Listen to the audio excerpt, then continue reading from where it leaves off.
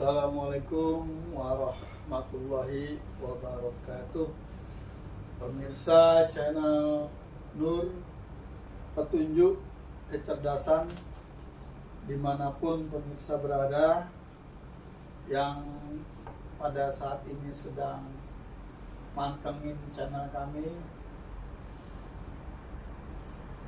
semoga pemirsa diberi kepahaman, kemudahan di dalam kita mengaji isi kandungan Al-Quranul Karim, Al-Quranul Azim, tubuh kita ini, sehingga kita bisa menjadi orang yang benar-benar berjalan di jalan yang lurus atau di jalan Shiratal Mustaqim. Seperti biasa pemirsa, jangan lupa subscribe, comment, like, and share. Kami mohon dari hati yang paling dalam untuk mendukung channel kami dengan cara tadi.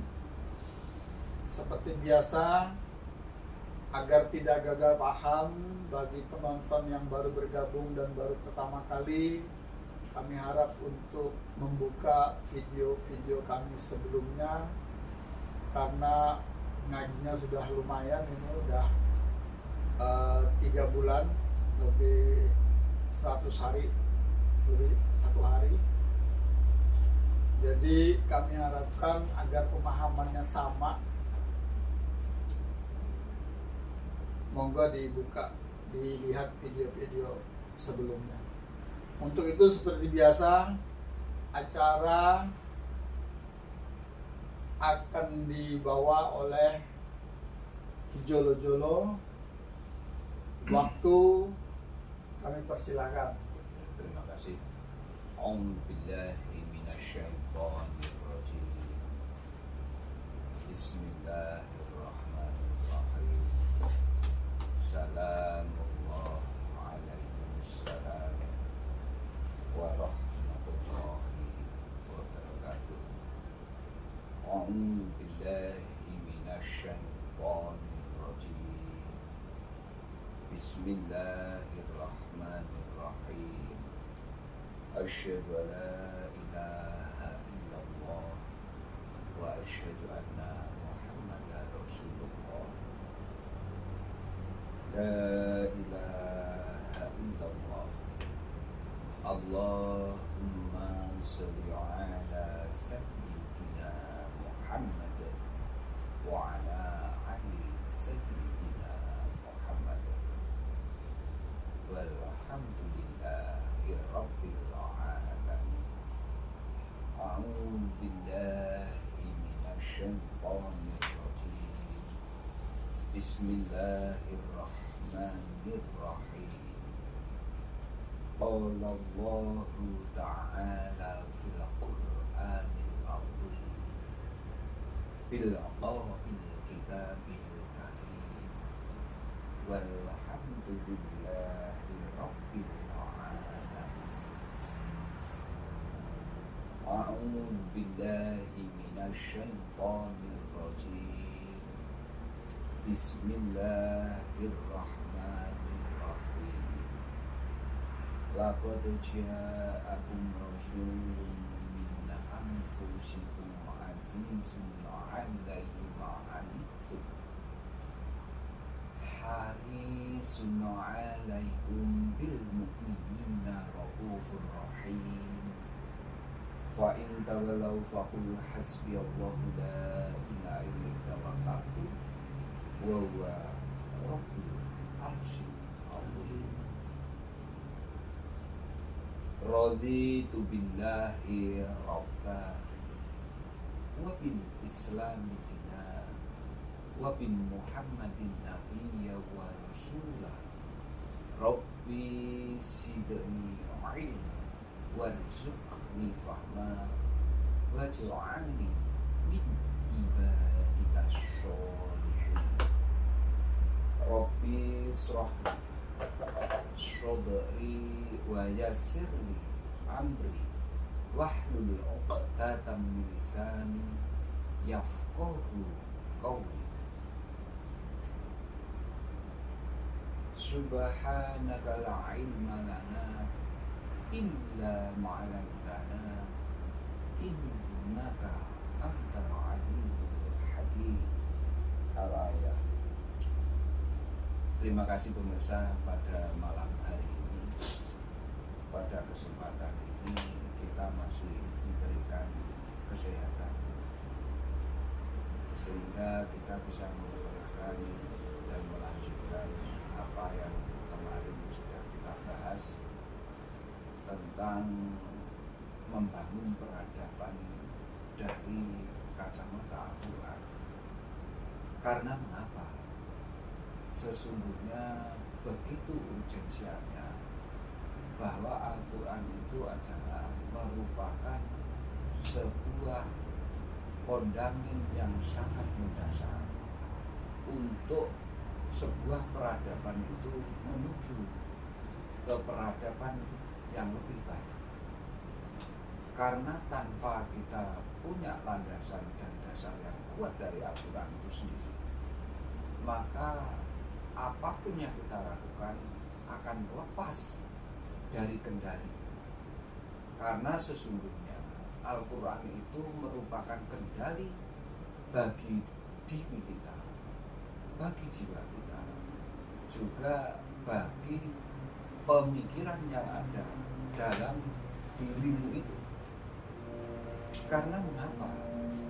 Karena dirimu itu merupakan susunan dari kitab suci itu sendiri, sehingga tidak bisa kamu menggunakan langkahmu itu tidak beracuan pada kitab suci, maka nanti pasti akan menjadi kesesatan. Seperti itulah sesungguhnya kitab suci itu merupakan hal yang sangat penting dalam kehidupan kita ini. Maka dari itu, setiap apa yang kamu bahas dalam kehidupan ini, apa yang kamu ketengahkan dalam kehidupan ini, yang berkaitan dengan langkahmu, maka jangan sampai kamu menggunakan sumber lainnya dari kitab suci itu. Maka tidak akan menemukan sebuah kebenaran yang betul-betul dari Allah. Karena Allah sudah selalu memberi peringatan kepada kita bahwa begitu Al-Quran itu merupakan bukti bahwa kejadian itu bersamaan dengan adanya Al-Quran. Itu secara roh, secara unsur hidupnya. Jadi kamu asalnya dari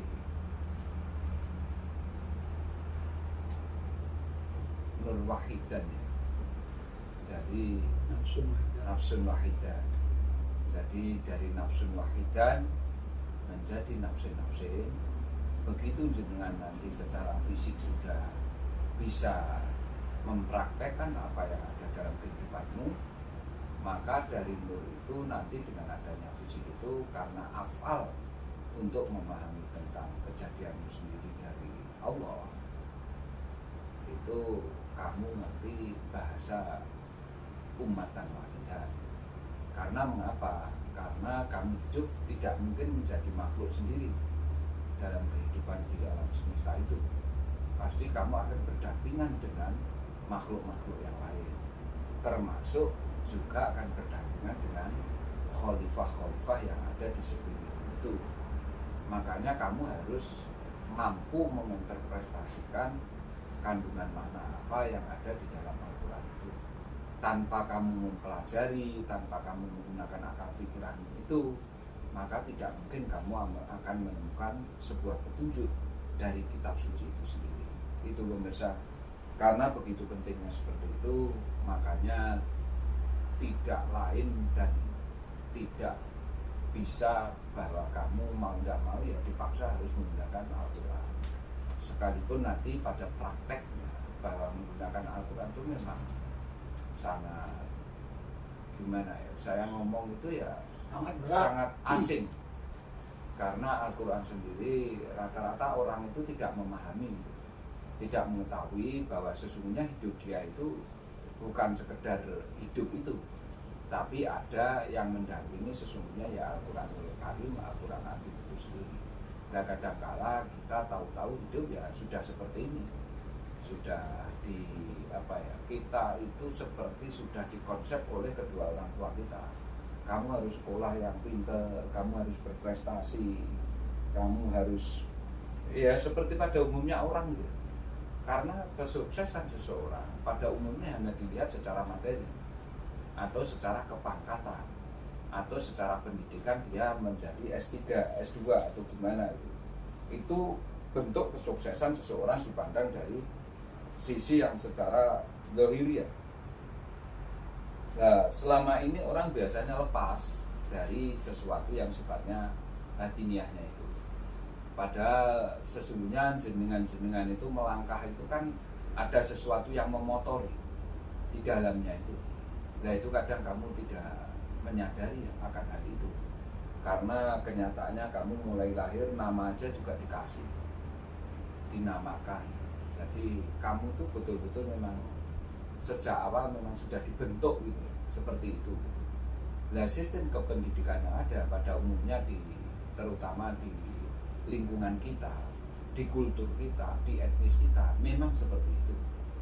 Jadi tidak ada keleluasaan kamu menggunakan akal pikiranmu untuk melangkah dengan dirimu sendiri. Jadi kamu tidak menjadi dirimu sendiri. Makanya rata-rata kalau bapak ibunya dokter ya anak-anaknya kebetulan ya orang kesehatan mulai. Bapak ibu tentara, anak-anaknya tidak jadi tentara. Kalau polisi ya anak-anaknya dijadikan polisi. Karena ya itu bentuk konsep kedua orang tuanya itu, karena sukses diukur dari situ. Itu menurut saya. Makanya kemarin kita bahas sudah sampai tentang Ten Commandment, sama yang satunya adalah tentang Pancasila ya. Tapi saya mengetengahkan bahwa Pancasila itu ternyata juga kemasan kandungan isi Al-Quran itu sendiri. Makanya apabila kamu tidak bisa lulus dari sila pertama di Pancasila itu, maka untuk sila kedua, ketiga, keempat, dan kelima, maka nonsen kamu akan memahami itu. Karena itu merupakan kemasan yang tidak bisa kamu pandang secara parsial atau secara satu-satu, itu tidak bisa, harus menyeluruh sifatnya, sehingga nanti kamu paham betul bahwa sesungguhnya ternyata Pancasila itu ya sama dengan Al-Quran sebetulnya itu. Nah cuma sampai saat ini tidak familiar bahwa Pancasila itu sama dengan Al-Quran. Tapi dengan kemarin mengikuti ngaji saya, ternyata Pancasila mulai sila pertama sampai sila kelima itu ya memang Al-Quran. Terbukti apa? Sila yang pertama Pancasila itu ternyata terkandung dalam Quran surat 2 ayat 163, surat Al-Baqarah itu. Itu sila pertama, tentang ketauhidan, tentang ketuhanan. Itu sesungguhnya pemirsa. Terus untuk sila yang kedua, karena orang yang sudah memahami tentang ketuhanannya itu, ketauhidannya itu, maka dia akan menjadi manusia seutuhnya, sehingga bisa memanusiakan orang yang ada di sekelilingnya, sehingga dia tidak akan semena-mena. Perbuatannya akan selalu mengedepankan kasih sayang yang mendalam.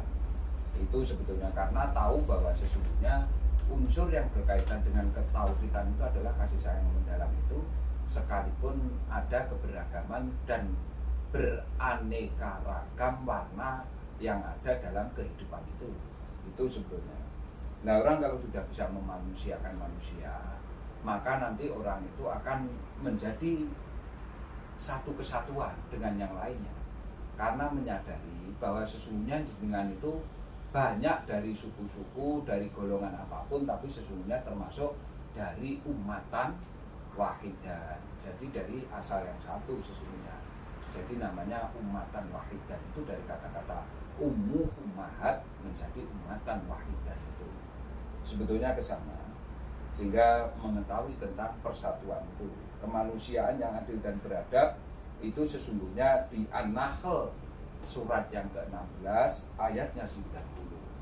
Itu keadilan sosial bagi seluruh rakyat Indonesia, karena memang berbuat adil itu merupakan perintah dari Al-Quran sendiri, karena berkaitan dengan kemanusiaan. Itu pun tidak dibatasi hanya dengan manusia, tapi juga dengan makhluk lain yang ada di alam semesta ini. Terus setelah itu surat Ali Imran 103 ini menunjukkan persatuan, sehingga jenengan harus bersatu, sekalipun di lingkunganmu itu ada yang tidak segolongan dengan dirimu. Kamu juga tidak boleh membedakan itu, sekalipun dia istilahnya di sini ekstrim penyebutannya, sekalipun dia adalah musuhmu, tapi saat dia berbuat benar, maka kebenarannya harus kamu terima. Jangan terus karena saudaramu, anak istrimu salah, terus jenengan bela, itu ya jangan, tidak boleh di Al-Quran, terutama dengan dasar surat Ali Imran ayat 103 itu. Nah, yang keempat adalah sesungguhnya di surat Asy-Syura, surat yang ke-42 ayatnya 38, itu diterangkan bahwa sesungguhnya saat jenengan sudah mengalami persatuan itu, menganggap bahwa yang lainnya itu bukan musuh, maka di situ kamu tidak akan bercerai-berai, akhirnya bisa berkumpul dalam satu istilahnya satu rapat, itu apa istilahnya? Satu majelis. Nah, dalam satu majelis lah, sehingga jenengan sudah tidak membedakan dia siapa, dari mana, etnis apa, kulturnya bagaimana, sudah tidak, suku apa, sudah tidak. Kenyataannya kalau kita mau kembali kepada sejarah, saya ngomong sejarah berdirinya bapak pendiri bangsa itu dari berbagai macam suku, juga dari berbagai macam golongan. Tapi beliau sama-sama pengen bagaimana Indonesia ini merdeka. Itulah sesungguhnya bahwa orang-orang dulu sudah mencontoh. Jangan sampai kamu dipecah belah, bermusuhan tidak boleh, karena tahu dasar ini. Sehingga kalau sudah mau kumpul dalam satu majelis, di situ akhirnya jenengan bisa merapatkan atau memusyawarahkan, mufakat. Tapi sesungguhnya kamu sepakat untuk tidak sepakat dengan musyawarah itu. Artinya apa? Apabila ternyata dalam musyawarah itu sesuatu hasilnya tidak logik, tidak rasional, maka ya kamu jangan sepakat. Karena itu justru menuju ke hal-hal yang sifatnya irasional. Itu sesungguhnya di situ sudah dikasih dikasih batasan-batasan, sehingga panjenengan nanti tahu gitu. Nah, kalau sudah kamu rapatkan, ada musyawarah mufakat, maka semua apa yang berkaitan dengan hasil bumi, hasil hutan, hasil laut, hasil apapun yang ada di wilayah kamu tempati itu, maka seluruhnya dikelola oleh namanya negara itu. Sehingga nanti sama negara pengelolaan itu dikembalikan lagi kepada seluruh rakyat untuk kesejahteraan rakyatnya itu, sehingga nanti menjadi rakyat yang adil Dan makmur. dan beradab dalam keadilan dan adil dalam keberadaban. Sesungguhnya itu, sehingga jenengan nanti tahu bahwa sesungguhnya di situ ada saling asah, saling asih, saling asuh. Itu sesungguhnya ternyata dari sila pertama sampai sila kelima itu sesungguhnya semua adalah kandungan apa yang ada di Al-Quran. Nah, apakah ini buat-buat atau saja sekedar istilahnya otak-atik gatuk, menggatukkan biar bisa sesuai? Ya tidak. Itu loh. Artinya pendiri-pendiri bapak bangsa dulu kita itu sesungguhnya sudah memahami itu. Lah nyuwun sewu, kita sebagai anak bangsa, sebagai penerusnya, mestinya kan lebih prihatin melihat kondisi yang sekarang sudah semacam ini. Itu loh sesungguhnya. Makanya mengapa saya mengungkap ini, sehingga orang biar menyadari bahwa sesungguhnya Pancasila itu ya jangan jenengan klaim bahwa itu bukan dari Al-Quran. Pancasila itu juga berarti jenengan kalau tidak menerima sila pertama sampai sila kelima berarti ya menolak datangnya Al-Quran. Kan sama dengan seperti itu. Kenyataannya memang ada di Al-Quran kok. Itu loh pemirsa. Saya bukannya apa, tapi coba ngeh ke sana. Sehingga nanti kamu sadar bahwa sendiri, oh ternyata seperti itu ya. Iya memang. Itulah. Makanya sebaik-baiknya kita itu sebetulnya mensikapi apapun itu coba pandangan dengan kacamata Al-Quran.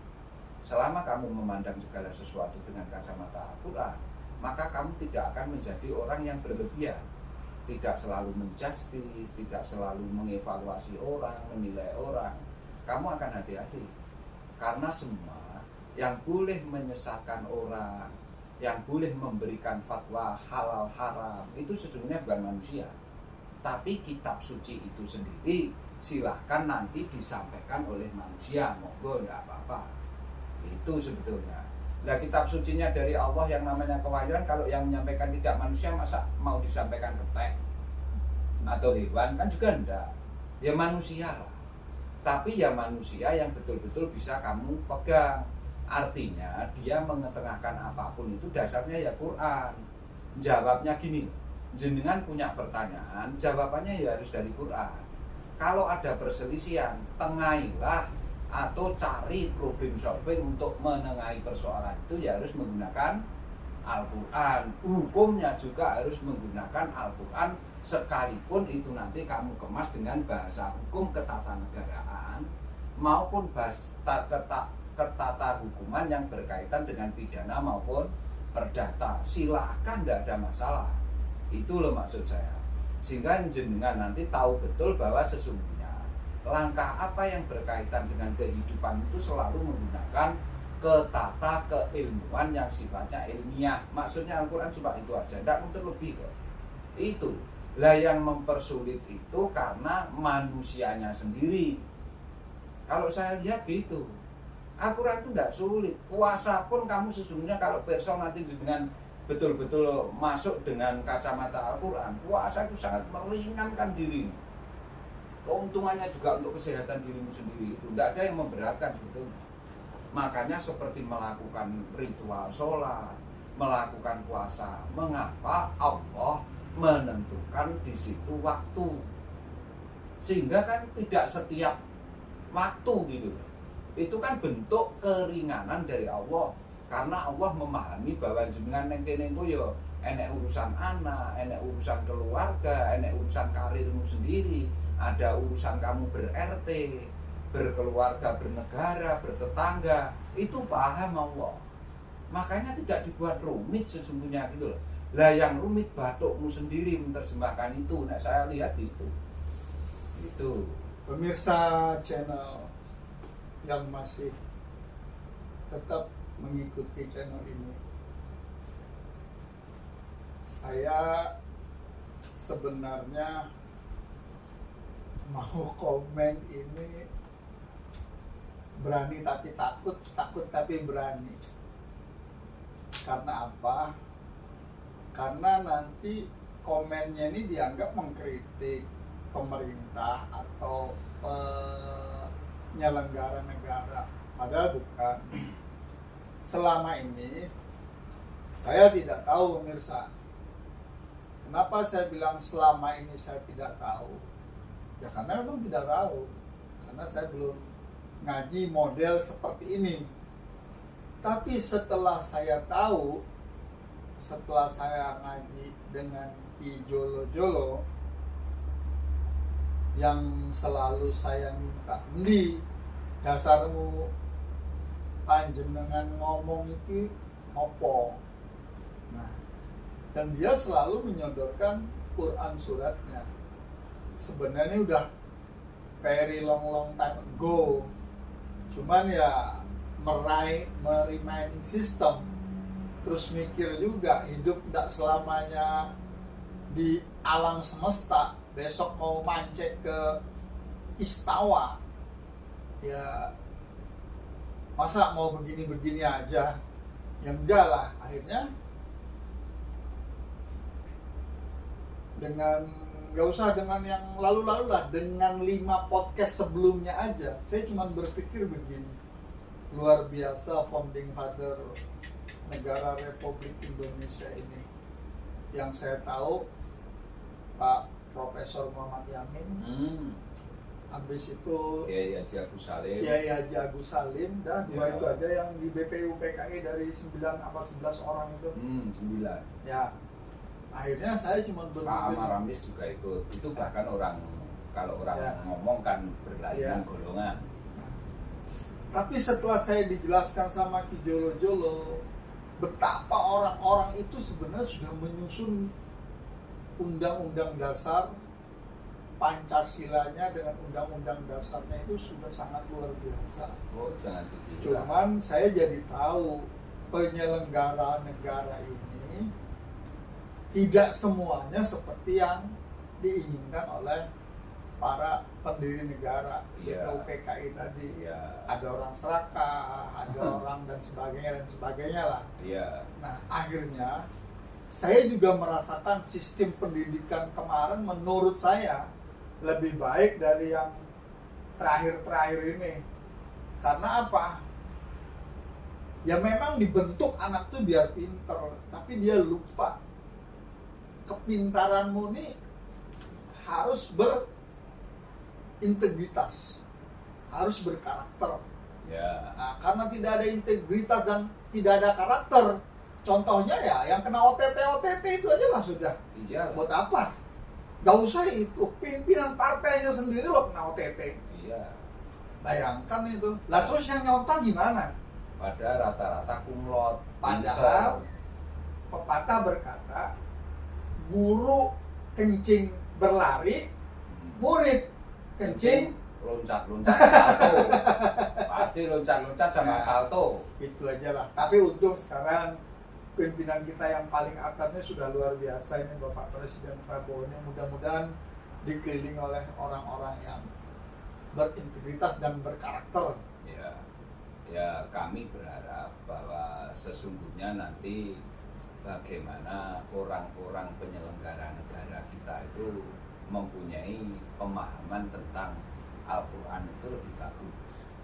Karena kalau nanti sumbernya dari situ, insya Allah yang menjadi badatun thayyibatun wa ruhun Pasti.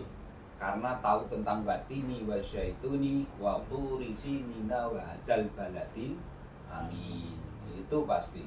Kan seperti tadi sudah diterangkan oleh Ki Jolo-Jolo, dengan orang gak usah mulu-mulu lah, siapapun, tidak pandang latar belakang dan latar agama, ketika dia sudah ketuhanan yang Maha Esa, Ya sudah. baru dia lolos ke kemanusiaan yang adil dan Dan beradab, baru dia lolos lagi ke persatuan, baru dia lagi lolos ke permusyawaratan, perwakilan, Ya. dia berkeadilan sosial, Ya sudah. dibuktikan dengan perilaku dan tingkah laku sampai usia 25 tahun, sampai usia 40 tahun, baru dia layak memimpin jadi khalifah di masyarakat. Oh ya jelas. Bila tidak itu, kau usah SKC-an, kacang goreng aja. Pusing kayak kalau lihat kayak gitu. Iya, makanya sebetulnya ini memang perlu dibahas mendasar pemirsa. Makanya mengapa jenengan ya jangan merasa bahasa Al-Quran kok seperti itu, tidak. Karena kalau ini tidak kita bahas betul, generasi selanjutnya kita nanti bagaimana? Tidak akan merubah tatanan.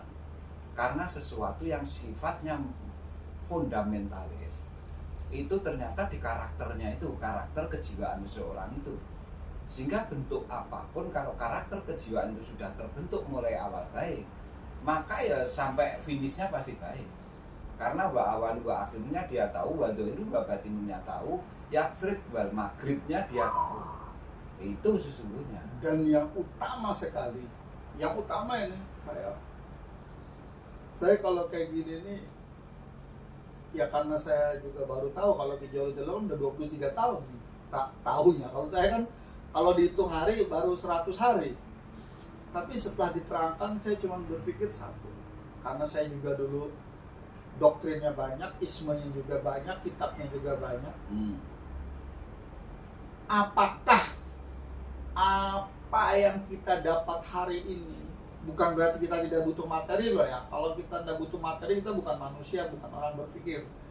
Artinya itu nanti tidak ditanya sama Mungkar Nangkir. Itu aja loh. Begitu saya tahu itu tidak ditanya saya ditanya Mungkar Nangkir, itu tuh buat apa? Tapi manakala yang dipertanyakan adalah Wis saya ngomongnya ikut bahasa juragan paling atas saja. Kalau kata Pak Prabowo terakhir, harimau mati meninggalkan belang, gajah mati meninggalkan gading. Lah kamu mati meninggalkan legasimu apa? OTT apa TTO? Itu aja. Kalau OTT ya sudah, di dunia aja sudah dilihatkan. Apa kamu kira dengan sholat taubat 2 rakaat hilang? Kalau saya kemarin 2 rakaat hilang. Cek enak men. Kabeh wong berarti nanti nek wis masa purna akhirnya nek masjid paling rajin. Ternyata tidak begitu pemirsa. Kok cek enak men, memangnya surgamu. Cuman selama kita masih bernapas, kita memang diberi kesempatan untuk bertaubat. Tetapi ya kata bosmu juga, kamu awas lo ya, udah tak kasih tahu. Kalau masih begitu juga, awas lo ya. Itu 2 kali ngomong. Yang lalu biarlah berlalu, tapi yang ke depan jangan. Tapi kembalikan ke negara. Itu sangat bijaksana menurut saya, berkeadilan. Gitu loh. Nah itu baru dia afalnya Quran. Kalau itu sudah sodakohnya Quran, jelas sudah itu. Masya Allah orang sholatnya batu ireng kalah sampai bos itu. Ya benar pemirsa, kalau memang kita melihat apa yang selama ini beliau statementkan dalam bentuk kepemimpinannya, ya itulah sesungguhnya berarti beliau memahami tentang qauli, syuhudi dan afalnya itu sesungguhnya ke sana arahnya. Kemarin kan sudah saya bahas. Jadi begini pemirsa, kita masuk lagi aja tentang Pancasila ya. Kemarin kan kita sudah ngomong tentang sila 1 sampai sila 5. Jadi sekarang ke Quran surat Al-A'raf 54 Mas. Ini manifestasi untuk sila pertama pemirsa.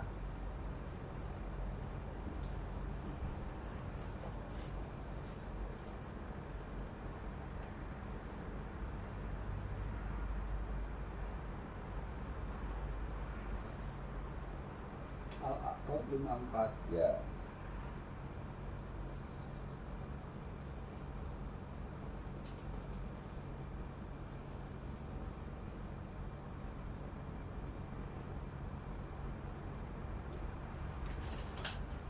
Bismillahirrahmanirrahim. A'udzubillahi minasyaitonirrajim. Quran surat ke-7 Al-A'raf ayat 54. Inna rabbakumullahul ladzi khalaqas samawati wal arda fi sittati ayamin sumastawa 'alal arsy yughsil lailan nahara yatlubuhu hasisan wasyamsa wal qamar wan nuzuma musyahharatin bi amrihi ala lahu halqu wal amr tabarakallahu rabbul alamin. Artinya, sungguh Tuhanmu Allah yang menciptakan langit dan bumi dalam 6 masa. Lalu dia bersemayam di atas arsy. Dia menutupkan malam kepada siang yang mengikutinya dengan cepat. Matahari, bulan, dan bintang-bintang tunduk kepada perintahnya. Ingatlah segala penciptaan dan urusan menjadi haknya. Maha suci Allah, Tuhan seluruh alam. Artinya ayat ini sesungguhnya menegaskan bahwa ketauhidan itu adalah sesuatu yang sangat mendasar. Nah, itulah akar. Jadi kalau di tanaman, di pohon, ini merupakan akarnya. Berarti ini sila pertama itu.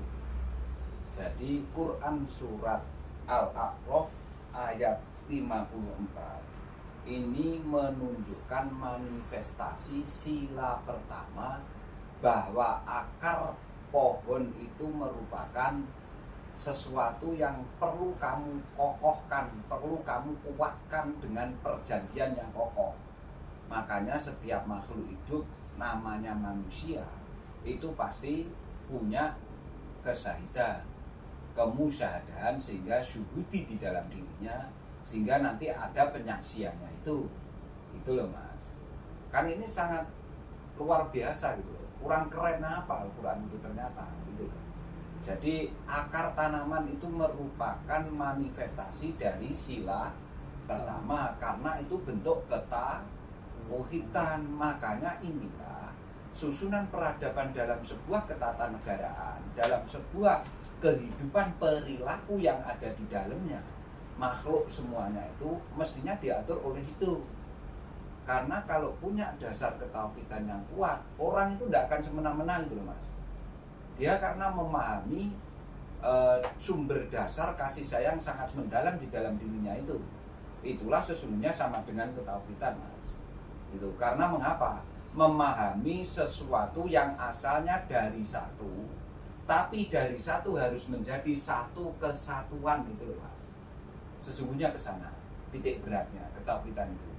Sehingga didasarkan oleh kasih sayang yang sangat mendalam, tertanam di lubuk sanubari yang paling dalam, berarti di esnut itu, di fuadnya itu, sehingga nanti dia tahu tentang fadlun atau fadil, kemanfaatan berkelanjutan terhadap makhluk yang lainnya. Sebetulnya itu tuh.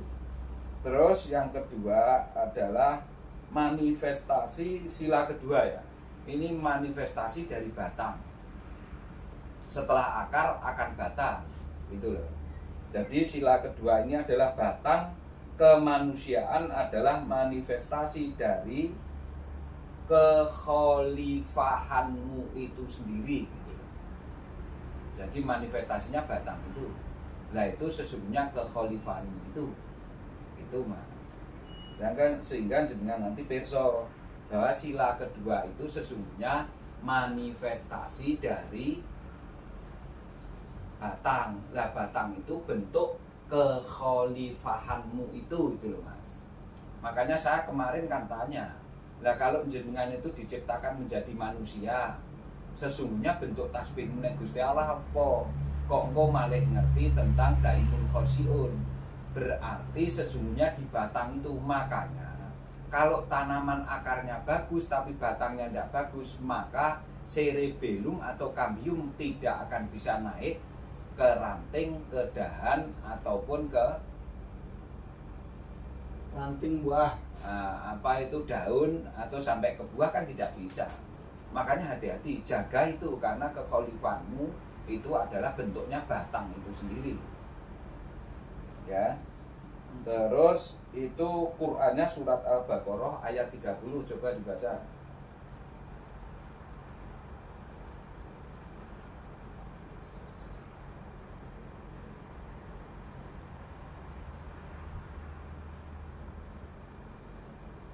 Quran surat kedua Al-Baqarah ayat 30. Ya. Wa iz qala rabbuka lil malaikati inni ja'ilun fil ardi khalifah qalu ataj'alu fiha mayufsidu fiha wa yasfiqud dima'a wa nahnu nusabbihu bihamdika wa nuqaddisu lak qala inni a'lamu ma la ta'lamun. Dan ingatlah ketika Tuhanmu berfirman kepada para malaikat, aku hendak menjadikan khalifah di muka bumi. Mereka berkata, apakah engkau hendak menjadikan orang yang merusak dan menumpahkan darah di sana? Sedangkan kami bertasbih memujimu dan mensucikan namamu. Dia berfirman, sungguh aku mengetahui apa yang tidak kamu ketahui. Dari surat Al-Baqarah ayat 30 ini menunjukkan bahwa sesungguhnya batang itu penting sekali karena batang itu nanti menjadi khalifah itu Mas. Ini manifestasinya kekhalifahan itu, gitu loh Mas. Sehingga hati-hati karena di situ kamu tidak seorang diri, tapi kamu akan menemui beraneka ragam warna dan macam-macam corak. Kan banyak. Nah, sekalipun di situ nanti tidak sama dengan kamu golongannya, tidak sama dengan kamu etnisnya, tidak sama dengan kamu sukunya, maka kamu harus memanusiakan dia karena dia juga diciptakan oleh Allah. Itu sesungguhnya. Terus untuk yang sila ketiga adalah manifestasi dari sila ketiga ini adalah bentuk dahan dan ranting. Ini nanti kamu harus punya satu kesatuan yang kuat dan kokoh, karena selain satu kesatuan yang kuat dan kokoh, di situ ada perjanjian yang teguh untuk meneguhkan apa? Untuk meneguhkan kemusyahadahanmu itu terhadap Sang Khalik. Kembali ke sila pertamanya itu. Bayangkan kurang kerennya apa Al-Quran seperti itu. Karena pohonnya kuat seperti apapun, tapi dahan rantingnya lemah, maka dia tidak akan bisa menopang buah yang lebat. Ya Banda, logikanya itu. Makanya nanti itu berkaitan dengan satu kesatuan. Itu Mas. Makanya ini dibaca dulu suratnya. Surat 33 ayat 7 Mas. Surat 33 ini surat apa Mas? Surat Al-Ahzab. Di Al-Ahzab ayat 7.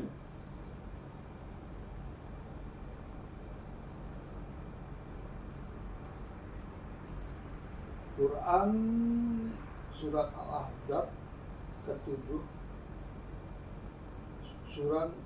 Quran surat Al-Ahzab Itu surat ke-33 ayatnya 7 Mas. Wa iz akhadna minan nasi wa iz akhadna minan nabiyyina misaqahum wa minka wa min Nuhin wa Ibrahim wa Musa wa Isa bin Maryam wa akhadna minhum mitsaqan ghalidha. Artinya, dan ingatlah ketika kami mengambil perjanjian dari para nabi dan dari engkau, dari Nuh, Ibrahim, Musa, dan Isa putra Maryam, dan kami telah mengambil dari mereka perjanjian yang teguh. Dan Mas, Ya. makanya di sini ini menerangkan tentang perjanjian yang teguh. Makanya setiap dalam kekhalifahan di sila yang kedua itu, maka di situ mau tidak mau menuntut konsekuensi logis, jenengan itu punya perjanjian yang teguh terhadap siapapun hidup itu. Dengan istrimu punya perjanjian yang teguh mana? Dibuktikan dengan apa Mas? Ijab kabul, Ijab kabul. tanggung jawab. Lah dengan anakmu punya perjanjian teguh apa enggak? Pasti. Dibuktikan dengan adanya akte kelahiran itu. Lah dengan tetanggamu ada enggak perjanjian teguh? Terbukti ada RT, RW dan kelurahan. Itu kan bentuk perjanjian semua sesungguhnya. Makanya saya ngomong kemarin bahwa sesungguhnya hidupmu itu semua tidak bisa terlepas dari sebuah perjanjian yang sangat teguh. Karena jenengan mbek Gusti Allah ini duwe perjanjian apa enggak? Ya pasti punya lah. Nah, dari bait akhod mim rabbuka Min Bani Adam. Nah, itu loh. Lah mosok itu enggak kamu sadari. Lah nek ra ngaji iki mau terus piye kamu mengungkap itu semua? Bahwa ternyata kamu hidup itu punya MOU semua. Lah jenengan kemarin menyadari enggak bahwa jenengan ada keterikatan korelasi yang sangat dekat dengan tumbuhan, dengan biota laut, dengan hewan, iya apa enggak? Lah yang kamu makan ini sekarang tak tanya, terus terang apa sih mbok maem selama ini? Sari bumi, sari alam. Ya sudah. Berarti sesungguhnya dirimu kan punya perjanjian teguh dengan beliau-beliau itu. Makanya jangan kamu sepelekan. Jangan kamu lihat opo iki terus kamu rusak. Nggak boleh itu. Ya, karena itu semua perjanjian, Mas. Lah kalau nggak ngaji jenengan nggak eling ini. Sebenarnya kalau ya ini sedikit kutipan. Ya. MBG itu salah satu bentuk implementasi biar bisa dinikmati. Karena kalau buat seluruh Indonesia belum bisa. Ya. Tapi minimal pembuktian af'al perbuatan yang baik dengan memberikan makan kepada anak-anak yang ya rata lah pokoknya anak sekolah masuk. Ya, karena masa-masa belajar. Ya, jadi yang tidak stunting. Dia menghargai masa-masa pembelajaran itu sendiri. Betul. Untuk masa boleh, depan. itu baik. Termasuk berarti memahami ini. Oh, sangat. Saya yakin bahwa nyun sewu panjenengan Bapak Presiden jenengan ini yang jelas mesti ngaji Quran. Wis nek ora mungkin lah. Udah itu aja lah. Saya paham jenengan mesti ngaji Quran, tidak tahu siapa yang ngajarin, tapi itu adalah bentuk manifestasi implementasi Al-Quran secara af'al jenengan kuasai juga. Tidak sekedar secara pengucapan, tapi juga secara zat jenengan paham, secara pengucapannya, lisannya atau qaulihinya juga paham, tapi secara af'alnya juga ada. Jadi bukan menilai, bukan, karena kita tidak punya hak untuk menilai. Iyalah, saya tadi kan tidak menilai, iya. Cuman kita mencocokkan aja. Iya, tak cocokkan kok seperti ini. Gitu. Ya. Jadi, contoh begini, untuk sebuah persatuan itu sangat berat. Oh, sangat. Karena bayangkan dari sekarang ini 37 atau 34 provinsi. Iya, sekarang sudah 37. Nah, 37 provinsi, 504 ya. kabupaten. Ya, terbaru Kaltara. Nah, itu dengan sekian ribu suku kata, dialek, bahasa dan latar belakang. Iya. Sama-sama sarapan pagi, tapi kan menunya yang paling ujung sama atau kan tidak sama. Jadi contoh kita ya. Iyalah. Nah, tapi beliau dengan MBG ini kan sudah menunya, ini angkanya harus sama. Ya. Nah itu kan bentuk persatuan, menyatukan. Ya. Itu kalau ndak utak khalifah. Ya, salah satu cirinya itu. Ya itulah, makanya nyun sewu ya, bukannya saya gimana-gimana. Artinya begini saja lah. Apa yang saya ketengahkan, ini kan betul-betul Quran.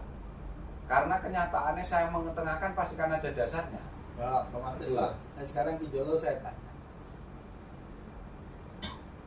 paling berat nih ketika asah, asih, asuh, yang paling berat yang mana? Itu nggak bisa dipisah-pisah. Oke, secara keseluruhan. Sekarang kita mendidik anak normal, anak abnormal, itu enak mana? Ya enak mendidik anak normal. Padahal anaknya didik Pak Prabowo ini abnormal kabeh. Iya. Coba yang tahu. Yang muda, yang tua, laki, perempuan dengan segala kepentingannya. Iya. Kalau kita bahasa gampangnya gini lah. Kalau kita pakai bahasa, jangan pakai bahasa yang umum. Kita bahasa alam semesta aja. Iya. Di bumi ini ada hutan flora, hutan fauna, ada hutan belantara. Iya, iya. Kalau di hutan belantara, faunanya apa? Semua hewan kan ada. Iya. Gimana kalau mau jadi raja hutan? Harus menjadi pemenang dulu. Ya sudah. Otomatis itu. Karena hukum alam. Ada tipe ular. Ya macam-macam. Banyak. Sampai tipe semut. Ya. Udah. Karena kalau kita hanya sekedar menyebut secara flora kan sekedar itu. Terbatas kan. Fauna ya itu. Tapi kalau sudah ngomong hutan belantara kan makro kosmos yang ada di situ. Sekarang siapa yang bisa menata hutan belantara? Kan raja hutan. Iya, tapi kalau kita kan melebihi itu karena raja hutan tunduk sama khalifah. Itulah sesungguhnya kita. Gini Mas. Dirimu itu sesungguhnya kan alam semesta hutan belantara. Makanya gunakanlah Al-Quran untuk menjadi khalifah. Kita ini kan tadi berbicara seperti yang saya bilang, tonton 5 video. Karena di awal sekali mukadimahnya dengan judul membangun peradaban dari kacamata Al-Quran ini. Detik. Ya. Induktif. Ya. Atas bawah atas. Ya, top Hulu down, hilir, top up. hilir hulu. Ya. Iya kan? Iya. Kalau tidak punya kemampuan, nah ini saya pakai bahasa Al-Qur'annya. Ya. Ri menjadi ruh, Ya. ruh menjadi ri kembali. Iya, iya, iya. Kalau mati, kalau kejejeng nggak bisa ditekuk ya apa jadi sampai. Ya sudah. Ya. Karena itu semua kan memang Al-Qur'an. Mas. Ya. Bukan saya salah. Saya hanya mengetengahkan Al-Qur'an yang selama ini saya pelajari dari guru-guru saya. Ini kita buka aja lah ke pemirsa biar pemirsa jangan menduga-duga. Ya. Bagaimana pemirsa ketika lahir dulu ari-arinya, lunyu kan? Iya ya, lemes. Nah, Lemes. itu nanti kalau pemirsa mau masukkan ke liang lahat, nah nggak bisa ditekuk, nah Iya, itu. Pak, iya. Karuan itu aja kasih tahu. Lah mau repot-repot membaca Quran kok. Iya, memang Al-Quran seperti itu. Karena lahirmu dengan nanti kamu wafat itu akan sama. Harus sama. Karena start finishnya sama. Wa awalu wa akhiru. Ya. Makanya lingkaran itu. Ya. Sehingga jenengan nanti gini. Jenengan dari bak menjadi nun itu berarti sama. Ya. Itu. Kan Jadi pindah titik aja. iya, innalillahi wa inna ilaihi raji'unmu itu pas. Ya. Tapi nanti kok nggak begitu ya jangan tanya. Makanya nyuwun sewu, kalau kok ada, wah ini enggak usah. Sudah sebetulnya seperti itulah, cluenya itu. Nah ini tadi sampai mana Mas? Sampai ranting Mas ya? Manifestasi sila ketiga ya, tentang ranting. Nah, karena persatuan di situ ada perjanjian teguh dan ternyata di situ disebutkan mulai Nuh kerasulan kenabiannya loh Mas ya, sampai ke siapa itu tadi? Diulang Mas Coba. Kan lengkap itu tadi. Dengan kembali ke Quran suratnya. Quran surat Al-Ahzab ayat 7 Mas. ayat 7. Betul.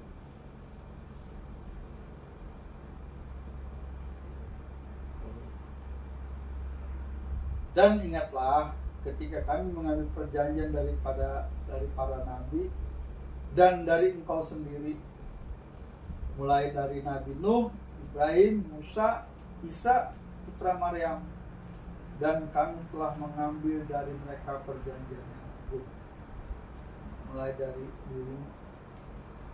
Lah itu kan kontekstualnya sesungguhnya ngomong kepada siapa? Kepada dirimu sama kepada siapa yang menjadi saksimu nanti loh Mas? Nuh, Si Ahmad.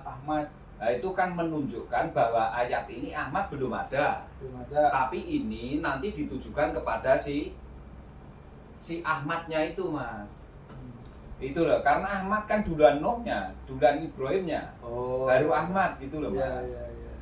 Nah itu loh, itu menunjukkan bahwa sejak awal, pertengahan sampai nanti akhir itu sesungguhnya dia sudah mengetahui Ahmad apa belum? Tak tanya. Nabi-nabi yang dulu sebelum Ahmad lahir dia sudah mengetahui Ahmad apa belum? Sudah lah. Ya sudah. Kan Terbukti waktu- dia ngomongnya itu ke siapa? Ke mereka. Kan itu tadi lah ada pihak tiga yang disebutkan tuh Mas. Nah itu kan ke sana. Oke? Clear ya? Nah itu loh Mas sebetulnya. Terus untuk manifestasi sila keempat ini daun. Ini surat Shot 61 ayat 4 Mas.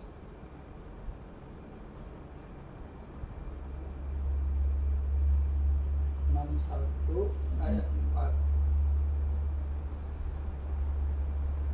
Asyaf, Pak. Ya. 61 surat 61 ayat 4. 61 itu apa?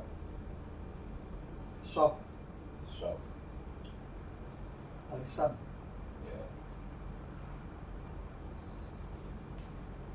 Surat Asyaf, Quran surat ke-61 ayat 4. Makanya daun itu dengan bersani Mas, kayak barisan tertata ya. Ya itu.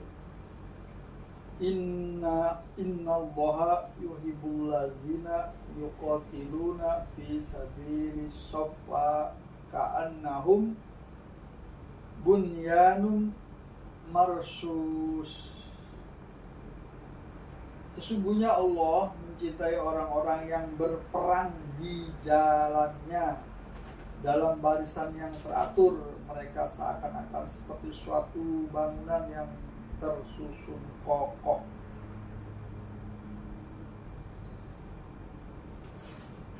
Besok. Makanya sebuah tanaman dikatakan subur sehat itu dilihat dari apanya? Warna, kesegaran, Daunnya besarnya, kan? ya. Nah, daunnya kalau lebat betul menyenangkan ya. Nah itu mas. Makanya itu menunjukkan bahwa sesungguhnya daun itu manifestasi dari sila keempat. Berarti banyak enggak yang ada di Banyak. penduduk bumi? Banyak. Nah itu mas. Itulah keanekaragaman sesungguhnya. Tapi ternyata sebetulnya satu kesatuan utuh. Itu ndak boleh saling bermusuhan. Karena jenengan pirsani neng wit-witan iku apa enek kira-kira daun antar daun bermusuhan. Nggak bisa. Lah nek awake dhewe Ribut urusan sampah aja di depan buat bisa ponono. itu makanya ini menunjukkan bahwa daun ini menunjukkan kehidupan kepemimpinan dalam bernegara. Ini merupakan struktur makhluk hidup untuk umat. Jadi daun itu menunjukkan struktur, jadi ada strukturalnya itu loh mas, menunjukkan itu kerapian, kelihatan rancak bana. Nah istilah rancak bana ya pak mas? Ya itu rapi bagus. Nah rancak bana itu rapi bagus itu ya. bagus. Makanya itu struktur kepemerintahan maupun struktur keberagaman tapi yang baik, nggak boleh saling bermusuhan. Itulah nanti kamu tahu dengan Bhinneka Tunggal Ika ya mas, kurang opo, luar biasa sebetulnya Indonesia ini mas. Itulah, wong Arab gak Jawa Indonesia wis ngerti tambahan itu mas, karena tahu tentang struktur ini, namanya struktur umat, manifestasi dari seluruh makhluk hidup yang hidup di alam semesta. Tapi tadi kalau akar ini adalah merupakan struktur penunjang dasar menghujam ke bumi sangat kuat. Struktur dasarnya, pondasinya itu perbedaannya. Nah, sila kelima itu tadi Quran suratnya sudah ya? Quran suratnya surat apa tadi, Shot ya, 61 ayat 4 mas ya. Sekarang sila kelima ini manifestasi dari buah. Makanya karena manifestasi dari buah ini, cara pembagiannya harus keadilan sosial bagi seluruh rakyat Indonesia. Kalau tidak terjadi keadilan maka akan terjadi kegoncangan stabilitas secara pasti. Itu mas, makanya hati-hati. Karena tegaknya kembali keadilan itu sendiri hukum dari Tuhan. Nah ini Quran suratnya, surat kelima ayat 119. Surat kelima itu apa? Al-An'am apa Al-An'am ya? Coba dicek mas. Al-Maidah. Oh Al-Maidah.